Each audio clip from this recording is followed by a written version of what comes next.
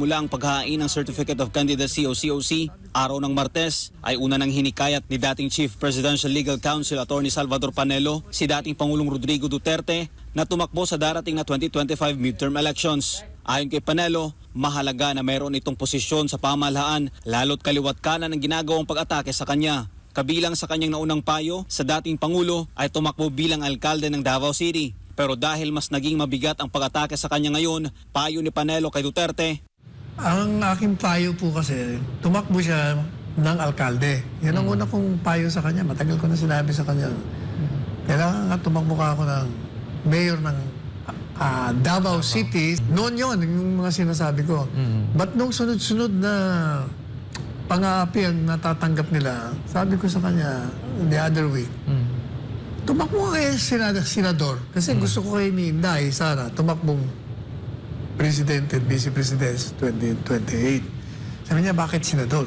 Gusto ko nga, kongresista eh. Dahil gusto kong turuan itong mga nayayamot ako pag nanonood ako eh. Parang walang maalam yung mga ito. Paliwanag pa ni Panelo, kung tatakbong senador ang dating Pangulo, ay dito anya makikita kung matutuloy ang Duterte-Duterte tandem sa 2028 national election. Pag tumakbo ka kasing senador, magiging barometro mo yon, magiging measurement mo kung ikaw ay nasa taas pa ng popularidad. Pag ikaw ay nag-number 1, 2, 3, aba, ibig sabihin, nandun pa rin ang pagtanggap sa'yo ng taong bayan.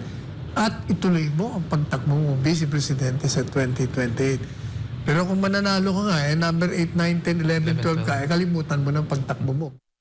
Pero kung hindi ito tutuloy sa pagkasenador si FPRD, mas magandang si Digong ang mayor para pag tumakbo siya ng vice-presidente, pag siya ay nag-resign, o di si Baste pa rin ang mayor.